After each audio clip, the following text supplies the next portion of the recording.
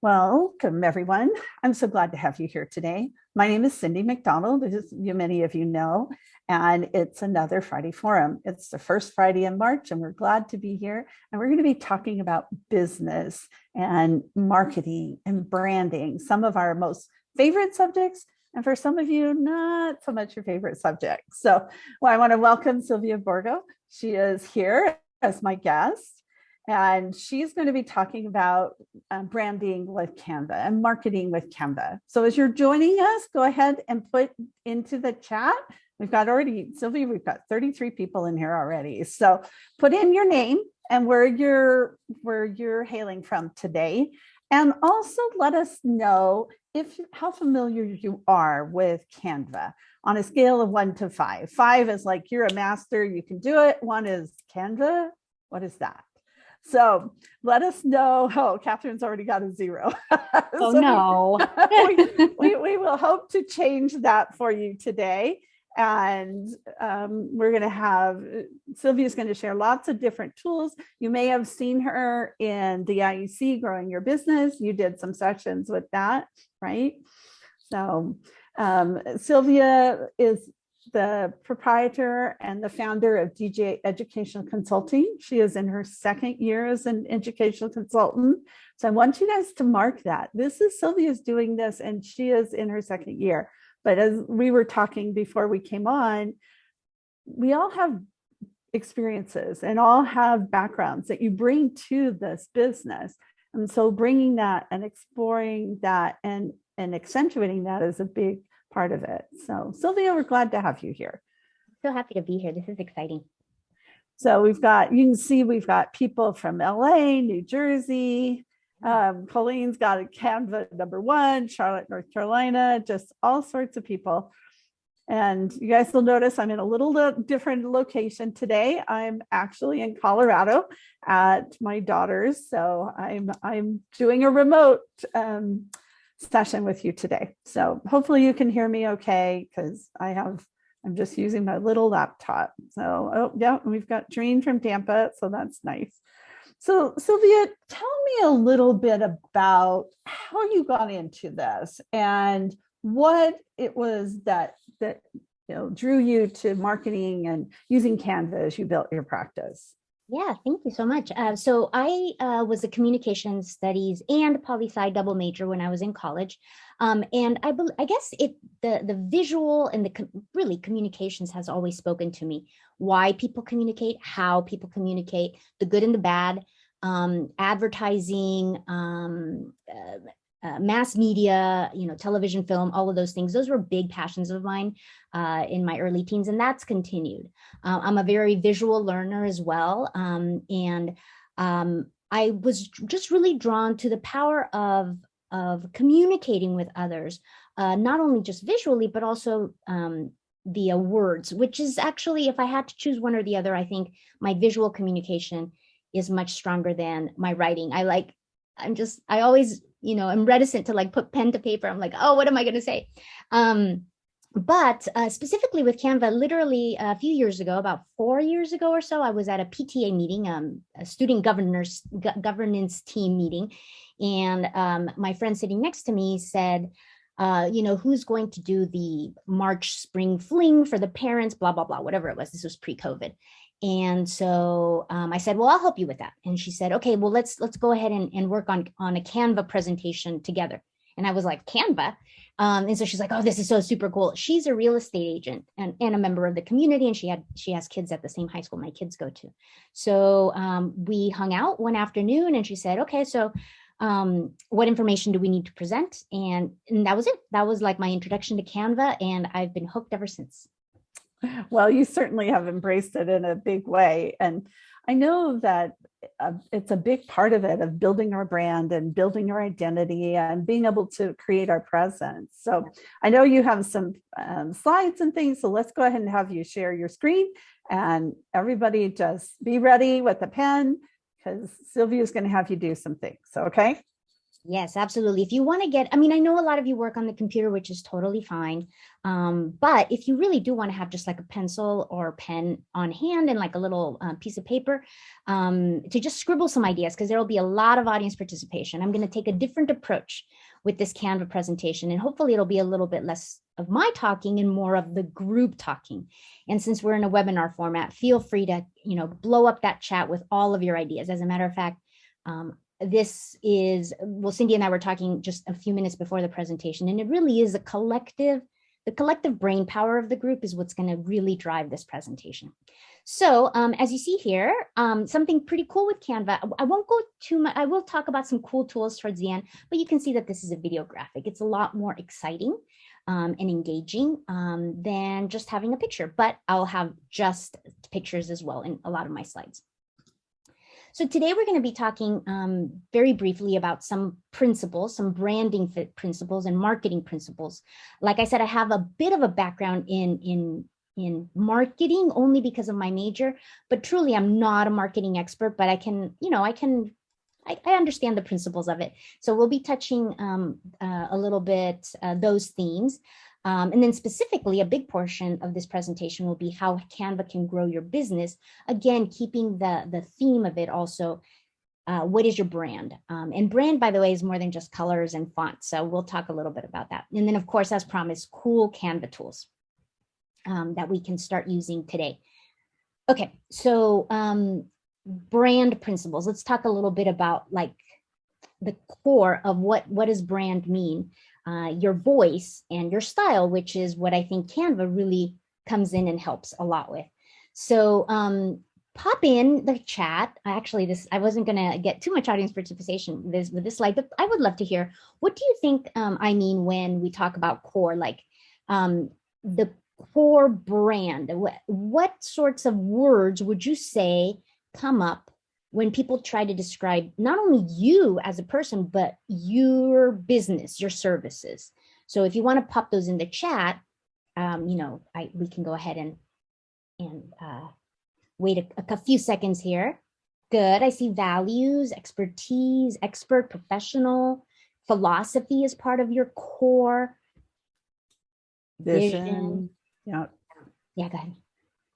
Good. I see Stephanie mentioned professionally approachable. That's great. Those are two really good words. And I know Stephanie's a great writer. So educator, mission. Yeah. So exactly there. I see a lot of vision and mission in there, as well as, of course, those adjectives that could describe you, your business, and your approach. So yeah, the core of your brand starts with you. And it's what you believe in. It's what you believe you stand for. It's what you believe you can deliver. And it's also your belief about others, in this case, students and families that you work with. And so that and that's going to be very different. I mean, it's really almost like a fingerprint, I think. Cyndy's core and my core might be, might have some overlap, but they're going to be unique enough that we can have a different brand. Mm-hmm. So that's the core. And I wish we could go into it, like we could talk about the whole day about just this, but we're going to have to move on. Voice. So anything different about voice? Why do you think I had like two different categories for that? What do you think? How could your voice for your brand be maybe a little bit different than the core of your brand? So maybe just, is there any difference there? Anything else? Feel free to pop it in the chat if you'd like. I don't see too many, kind of who you are, how you communicate. Yes, of course. Personable, word choice. Yes, that's very important. As a matter of fact, right before this meeting, I was telling Cyndy I woke up fairly early and I wanted to change one or two words. I want to change quite a bit of my current website, and that's going through a facelift currently, but there were a couple of things that I could immediately change today. And so I went in there and I tweaked a few things, and they definitely had to do with the word choice. Tone is very important. Tone and wording. Actually, tone communicates sometimes even more powerfully than words. And my kids, my teenagers will tell you that.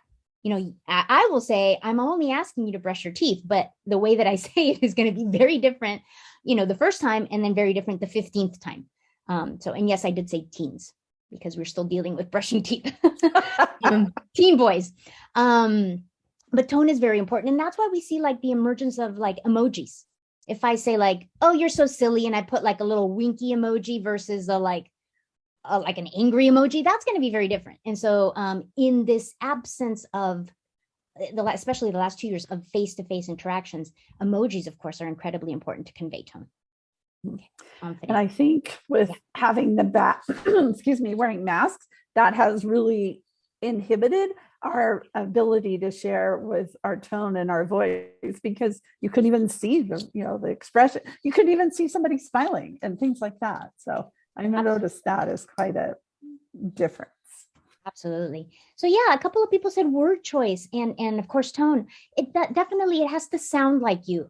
Otherwise, you're going to attract families and students that may not be the best fit for you, and you may not be the best fit for them.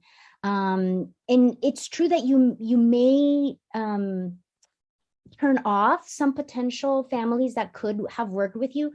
But if you are, it's the same thing that I tell my students. If you go through this college search and application process in a very intentional way, then there is no losing at the end. You've done the best that you can, and you're going to find that right spot for you, because it was very intentional, it was very informed, and it might not have been all the schools that you wanted to get into, but it's going to be very intentional. So voice is very important, because you have to attract the right set of families and students that you will honestly be able to help tremendously. And then finally, style, we're going to get into this right now. So it has to look like you, and it has to feel like you. And again, in the absence of face-to-face interaction, lots of communication is happening online, websites, social media, even texting. So it has to even look like you. And what's really exciting about this, and specifically with Canva, is that you don't have to go ahead and go to a marketing agency or an advertising agency to do this for you. It is such that we now have the tools to do this for ourselves. You can tell your own story in your own voice and your own style. And there are less gatekeepers. So that's exciting, because you can manage your story, but it can also be overwhelming. And so hopefully Canva can help with that. Okay, so let's see here. Let's continue. Okay, so some of you know, I used to be a family photographer for sure. I don't take family portraits anymore. These are some of my images that I was able to like find on the internet. I've moved on to different kinds of photography now, but in the chat, can you go ahead and pop in, what are some words that come to mind when you see these photos? What do you think my family photography brand was? And maybe a bonus question. And I know you got many of you, I think except for maybe a couple of you, many of you don't know me, like really, really know me, like we've met online before or on webinars. But based on what you know about me, do you think that some of these words that are coming up in your brain about these images, do you think they fit me, like what you know about me? So let's see here: entertaining, expressive, energetic, fun, silly, smiles, playful, cuddles, fun, happy, fun, goofy. I like goofy. Good job, Joan. Yes. So, and again, let me see if I can scan down here. Do you think, okay, so somebody says you seem fun and outgoing, energetic, and that fits you, sincere and playful. Yes, you are. Okay. So, I have, I don't know, 150 photography friends. And as a matter of fact, maybe, you know what I'll do? I think I did present. Let me see here if I can do this. Oops. I might not be able to do this. Hold on a second. What I wanted to show is and really quickly, this is a photography friend of mine. Actually, she's a good friend of mine, not just a photography friend. Her name's Zoe. She lives in New York. This is her Instagram. She and I started about the same time, about 10, 11 years ago. Her photography is a little different than mine. This is her brand. Some people have said posh, romantic, quiet, moody, for her. intellectual. Some people have called it intellectual. And this is another friend of mine. She does mostly babies, but I did manage to see here some family photos, very different as well than mine. We're all, the three of us are good friends. And so I just wanted to share with you that's a difference in brand right there. It's a visual communication. And Zoe was able to do it in one way. I was able to do it in a different way. And Clarice was able to do it in another way. Okay. All right. So back to being an IEC. Forget my photographer days. Okay. So marketing, we're going to just skim this because, again, each one of these topics could take a whole day, a whole week. The principle, just like the core principle of marketing, and I know marketing can be kind of like an icky word, but not if you think about how you have something that you can offer, and there are students and families out there that could only benefit from your guidance and your expertise. So first, the marketing principles are identify what is the problem. Are people overwhelmed by the college search process? Are people baffled? Are people unrealistic? Are people, do they lack information? Whatever it might be. Are people worried that they're going to upset their child or be the nagger? What is and you've heard this many times before, I'm sure, what are the pain points of the students and families that are seeking your help? And then going back to your voice and your core, what is it honestly that you can offer? If you are not going to be the intermediary between like a parent and child that don't get along, if that's not your core value that you bring to the table, then don't advertise that. Don't say, oh, yes, of course, I'll be the one that tells, little Sylvia that, she has to shape up if she if she wants to, really succeed in her applications. So again, dig deep and find the solution to the problems that you're willing to tackle for your students and families or their pain points. You don't have to please everybody. And you don't have to solve all their problems. You have to stand firm for what you can offer. And then obviously show results. I'm overwhelmed. I have a 40-hour job. I don't know if my son or child is going to listen to me when we start this process. I don't even know when to start. You come in with a solution and then you say, and these will be the results. Your child will finish his essays on time so that they can meet with their high school counselor. They will turn in the applications and you will have all the information necessary to move through with the financial aid process. That's what you bring. These are the results. They had problems, you had the solution, and you offer the results. Okay, and so, but first of all, now, how do these families, how can they find you, right? So you have to reach your audience, and once you reach your audience, you also have to nurture your audience. Okay, I'm going to stop here to see if there are any questions before we get to the super fun stuff. We don't have any questions right now, Sylvia, but I want to reemphasize and reiterate what you just said. It's so easy for us as consultants. I tell people, think of a bullseye, right? Think of a target, and you have all these circles around. It's easy for us to say, well, here's what my services are. I do this and this and this, without really saying, here's the problem I'm solving for you. And it's really hard to focus down on that. And yet that's what's going to get you results. That problem, the solutions, results.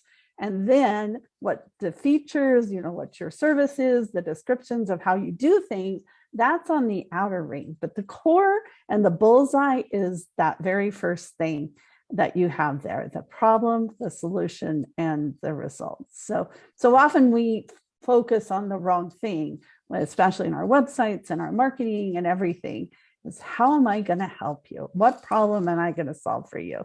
And it can be very, very simple, very straightforward. And that leads to your elevator pitch. It leads to everything else. So I find that's one of the most difficult things for us to really grasp and really implement. And in the spirit of like today's forum where we're here to help each other and we're here to pass on information to each other, I also want to say that we have to be careful as well to not take the easy way out. This is hard work. To realize like what exactly does my community need from me? Can I solve that? And how can I show them what the results will be? That is really difficult work because I think we're all very generous in this community by and large. When somebody says, oh, I don't know how to do this. How do you do it? That's fantastic when you share information, but you really have to assess, is it really me? Is it really my core? So when people it can be very easy to just say, well, I'll just do what Sylvia does. I'll just go ahead and do like a Canva reel like she does. But does it really work for you? And is that something that is authentic to you? Otherwise, it's going to feel icky, Right. and so it's a lot of hard work, and we are a very, very giving community, but we also have to be careful that we do understand that we're going to do that work as well. And it takes a year or 2 years or 3 years or ongoing. So, Absolutely. okay, so fun stuff here. We'll talk a little bit about lead generators a lot. I have several slides about lead generators, and then presentations, and then social media. I've talked about social media before in some other Canva presentations. Most of the resources are on my website, which I can pop in the chat towards the end there. I just wanted to say that Canva does, of course, help you with social media, but I'm mostly going to focus on lead generators today and presentations, because those two will reach an audience and also nurture that audience. Okay, so yeah, this is the purpose. We inform, we give information. That's what we're here. We're here to help and serve. Of course, we're going to be compensated with it. That is part of our pricing and our services and so forth. But that should be our key. We need to inform and we need to educate as one of our principles. The lead generators and presentation can, of course, establish your expertise, and your expertise might be limited. You might know a lot about the UC system or nothing at all. So be careful what presentations or lead generators you have. I would love to know more about schools abroad, but I bet that there are several people in the audience here that know way more about that. So establish your expertise in certainly your areas of expertise. And then, of Sylvia, course, explain what a lead generator is. Yes, people may not know what that means. Yes, so a lead generator is an item. It's a piece that will serve several things. It serves several purposes. One, it allows you to educate, inform, give the potential client something of value. It has to be valuable, so that they know that you know what you're talking about and that you're worth your weight. And it can be something like, well, we're going to talk about it in a little bit, but it can be a newsletter or a handout, something that is highly desirable. And it's so highly desirable because someone is giving you their email for that information. And email is very valuable information because you could potentially be bombarded by that person, twice a week, 3 times a week. And so it has to be, it's worth its weight in gold. And we'll go over a couple of examples. Was that good enough? Yep, that's exactly right. Another term you'll hear people use is a lead magnet. So it's another term that you often hear. It has to be something of value. Okay, so these two little icons, I put them up here. They really kind of go against my design, but I didn't want to forget. I would love, this is a great interactive portion of the presentation. I would love for you guys to scribble down, type down, either on your own piece of notebook paper, or in the chat, or both. And then, of course, let's chat about this. So these are a couple of Canva timelines. They are lead generators. You can have a timeline that you offer up to clients. So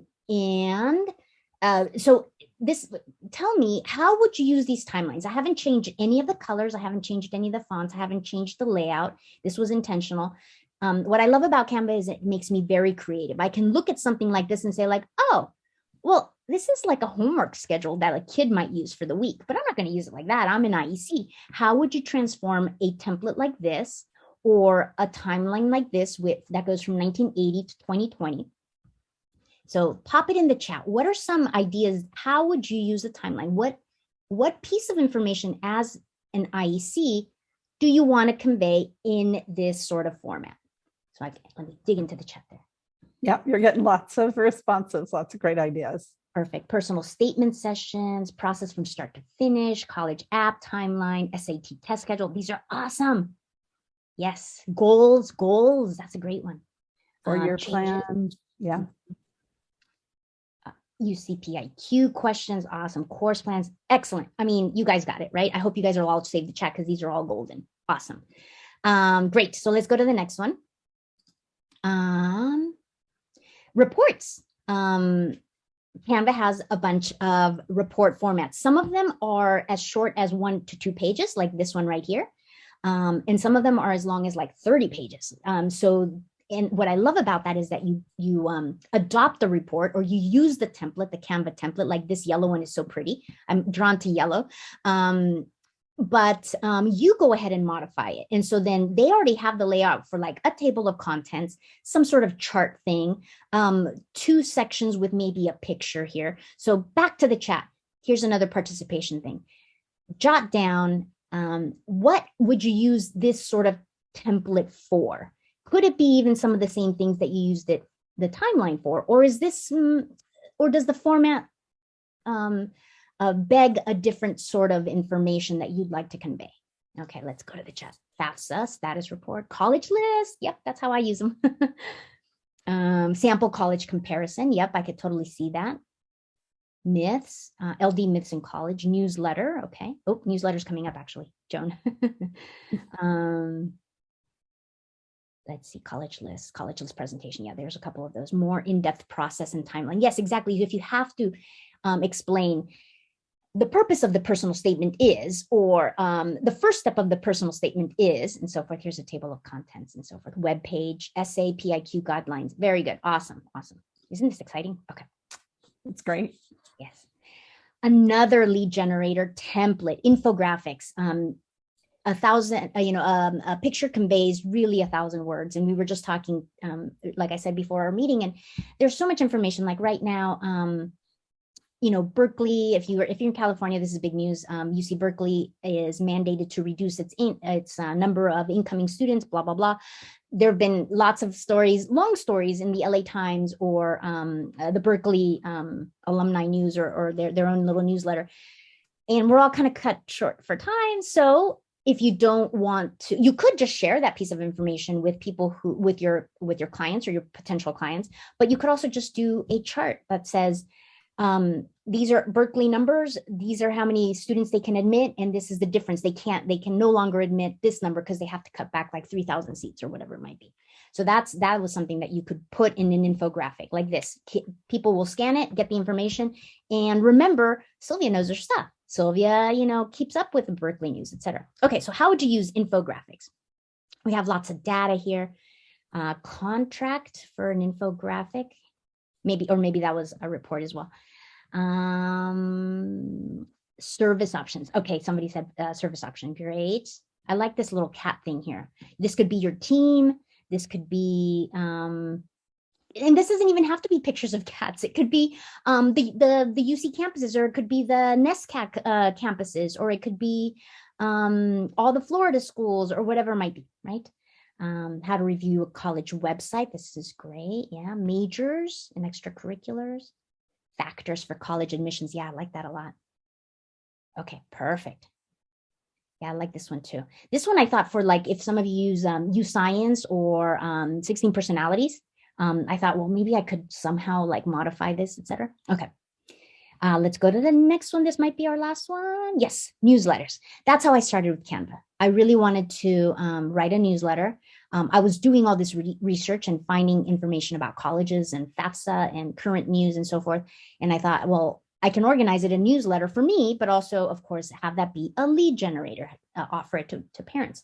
So obviously, what would you use a newsletter for? Instead of saying like, what would this be for, this template, what information, now let's pop it in the chat. What information could you modify some of these templates to include? So obviously you're not going to have a fashion week newsletter, but what information would you include in your newsletter that you could easily do, let's say within a week or 2 weeks time? Majors and career options, current events. Yeah, current events in higher ed. That's a good one, Maria. SAT news, financial aid news, conferences, select stories for my blog. Excellent, Kathy. You already wrote it for your blog, pop it in that newsletter. Or if you write a newsletter, pop it in a blog. That is not reinvent the wheel. And then chunk up that blog post that you added to your newsletter. Let's say that you talked about SAT going digital, and then the SAT for international students, maybe all of that was a blog post. That can be 2 or 3 social media posts. So you can just chunk it and dissect it and post it. Not one time on social media, but Monday through Friday, if you have like 5 little chunks, Difference between lack and research, test optional, student interviews. Great. And I saw a question in here. Are all these templates already in Canva? And the beautiful answer is yes, these are already all there. And I'm going to show you some cool tools in a second. Presentations, which is what I have right now. This presentation template, I believe it even had more slides, but you can see that it has 18 pages.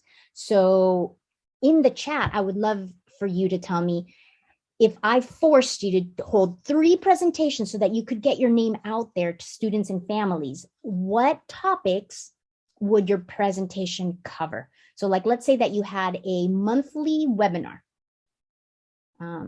What 12 topics, or let's just say 6 topics over the course of a year, or let's say 4 topics quarterly. You have quarterly webinars. What topics would you like to cover in your presentation? And then you can, of course, go to Canva and create your presentation. But let's pop that in the chat. What are some cool things that parents would always love to know about? College admissions myths, that's a good one. That's one of the best ones, actually. I have one coming up in April. It's not really myths, but it's very much about admissions. Visual and performing arts, great. FAFSA, that's a great one as a last quarterly one. Financial aid, paying for college, extracurriculars, yeah. So make it a point to, if you've been jotting this in your own paper, or if you have it in the chat, challenge yourself. Say, I will hold 3, 4 webinars this year. I hold all my webinars January, February. That's kind of my slow season. Well, I won't go into too many of the details. Oh no, the phone. I won't go to too many of it into details, but for sure, I definitely have students and families who book with me after my webinars. Okay, and I apologize, I can't believe the phone. Okay. Okay, so now we're gonna get to some of the great stuff. Like I said, I won't talk too much about social media. I'm on Instagram and Facebook, so you can find me there and see kind of the stuff that I post. I also have some visions of what I can do differently this year. But social media doesn't have to be icky either. You're not really selling. You are, and I put bombard potential clients, because really people have to be told 10, 12, 15, 16 times that you're there, that you're available. You can't expect, oh, which brings me to a point that I actually wrote down. You can't expect people to see one post about, college admissions and then hire you. Like, that is not going to happen. They need to be reminded again and again and again. And people who don't care will just swipe and keep on going, and they don't care. They might say, like, wait a minute, doesn't she have some information? Let me go check her out. That might be 1 month down the line, 1 year down the line. That client, you don't know when they may come back to you. And indeed, if they're going to be a client. But I wrote down here that your marketing plan, you have to, it has to be very intentional. You have to assess what your current process is and what your ideal process is.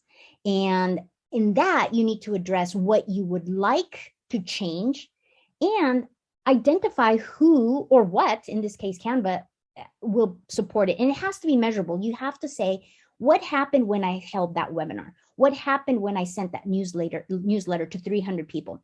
What happened when I did my social media posts about the UCs? You have to measure that, and you have to be aware of that. Otherwise, it's just you're stumbling around in a really dark room. And that's kind of difficult to do if you don't have that marketing background, or if you're not sure where to start. But Canva can help with at least a portion of it. And then, of course, you could have a support group, coaches, etc. Questions, Cyndy? No, I don't think so. Oh, wait, let's see here. Yes, we do have a couple of questions.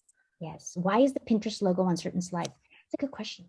I think it's because I link my Pinterest to my Canva, and Facebook and LinkedIn. They're all linked to my Canva, I think.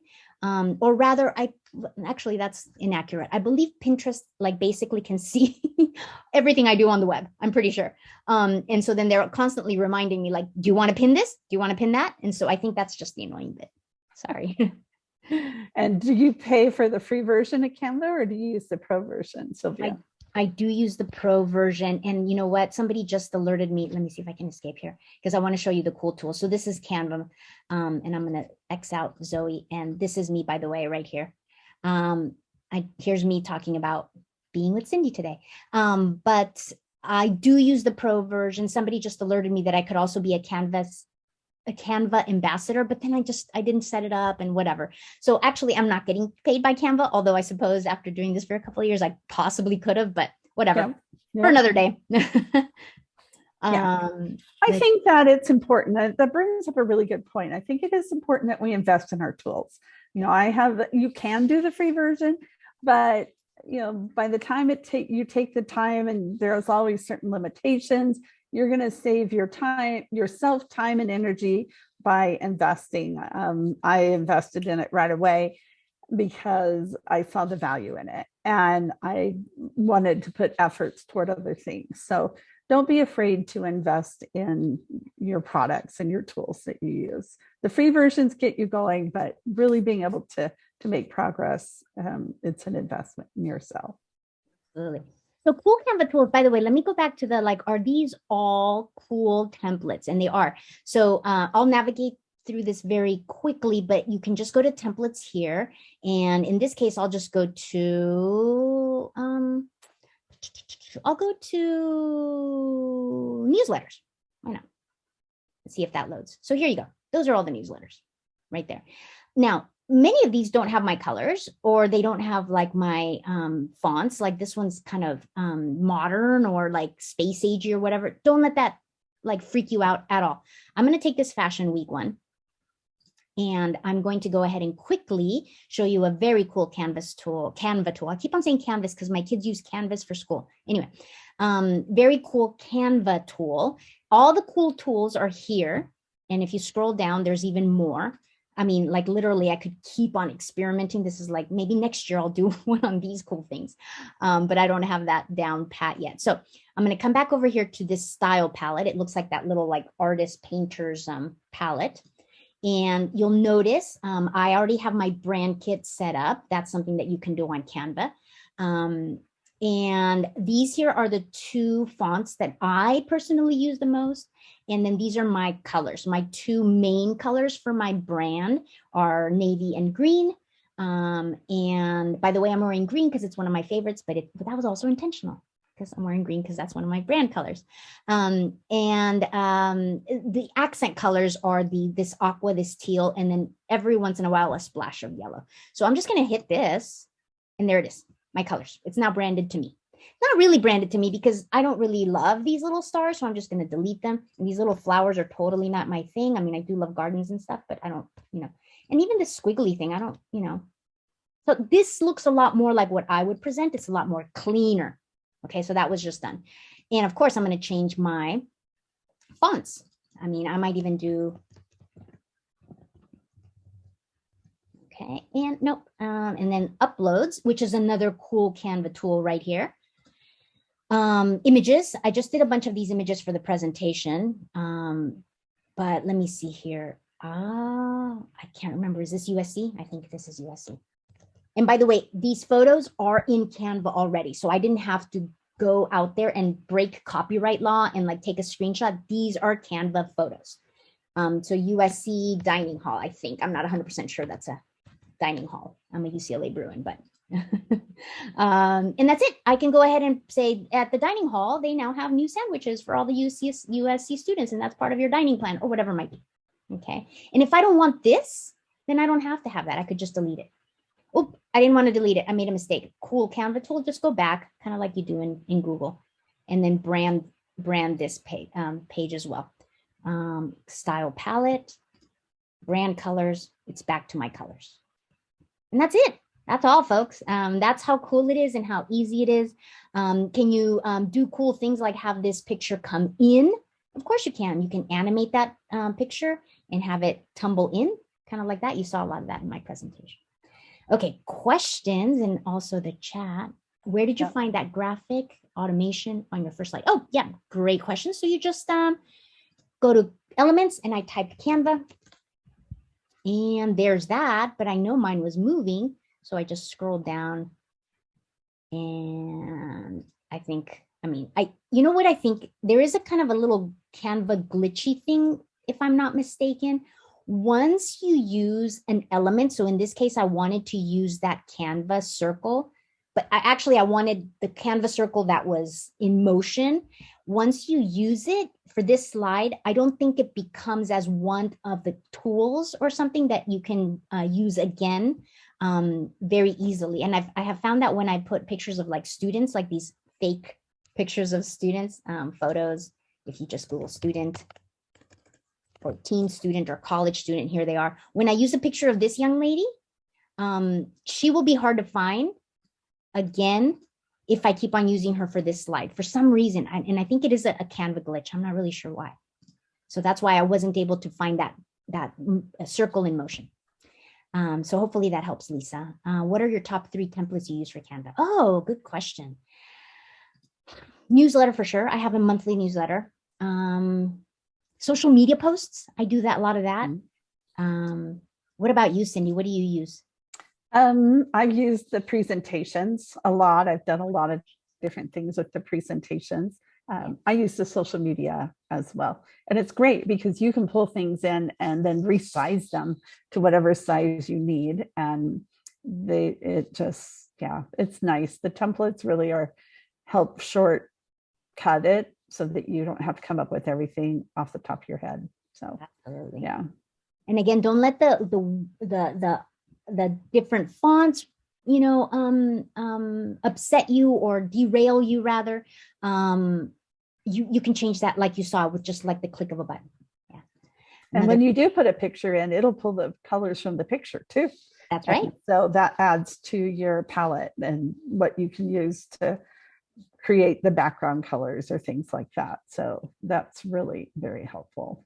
Yeah, so this is what Cyndy's talking about. If you wanted this to not match your brand and you wanted to match that picture, you could then just switch that and then go to the photo colors.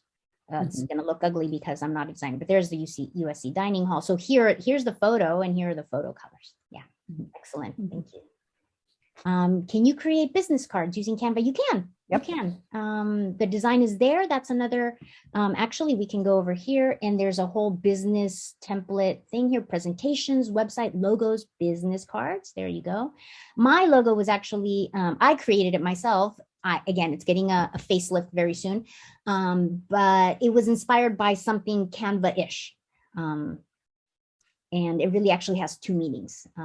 Some of you that know me might know like that second meaning as to why my logo is that. But here you go. So here are some business cards. It'll have a front and you'll notice that if you stay on that, it'll show you the back of what it might be.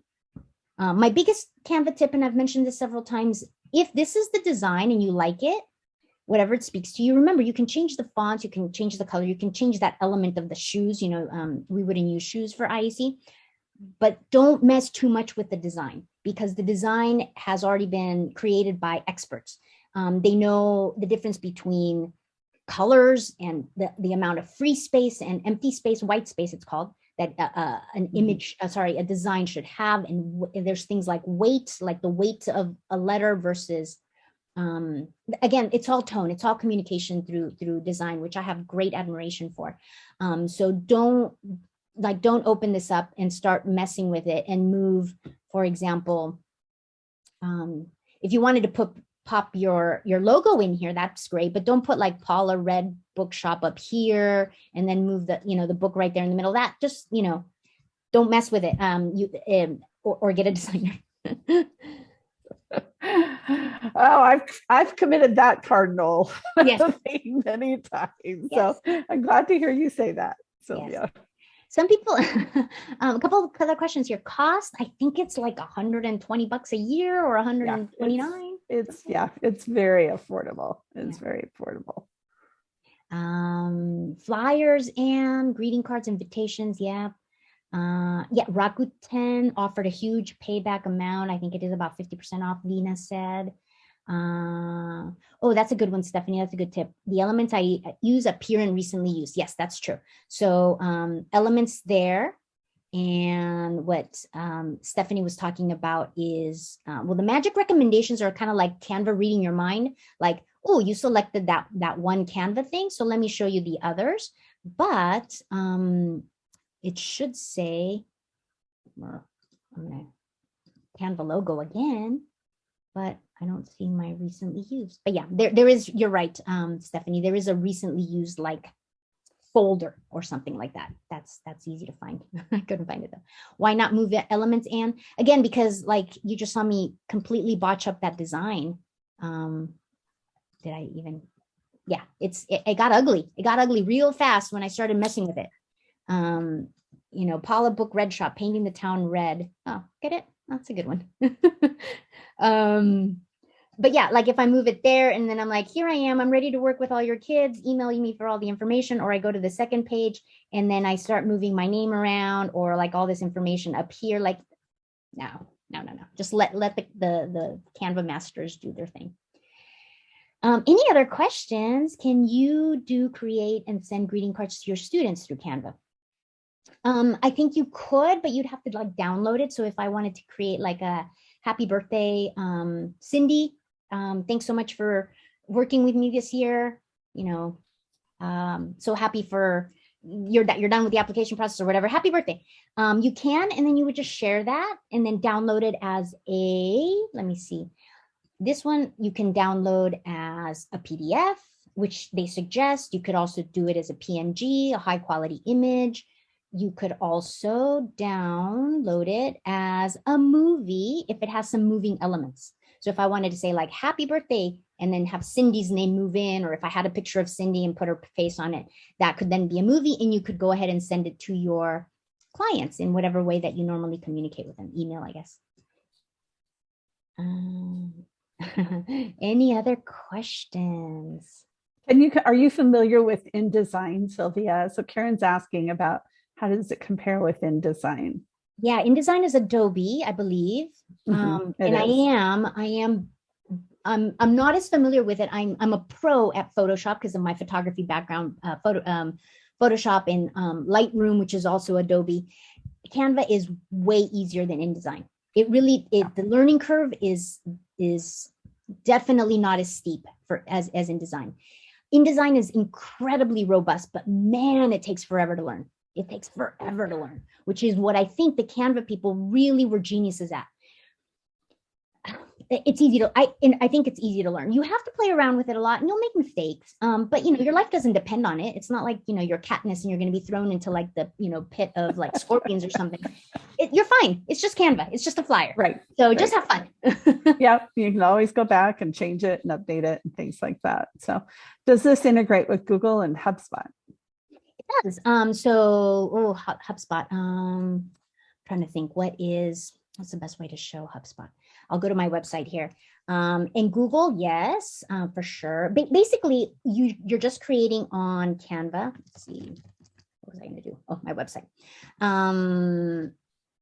This is my free resources page for clients.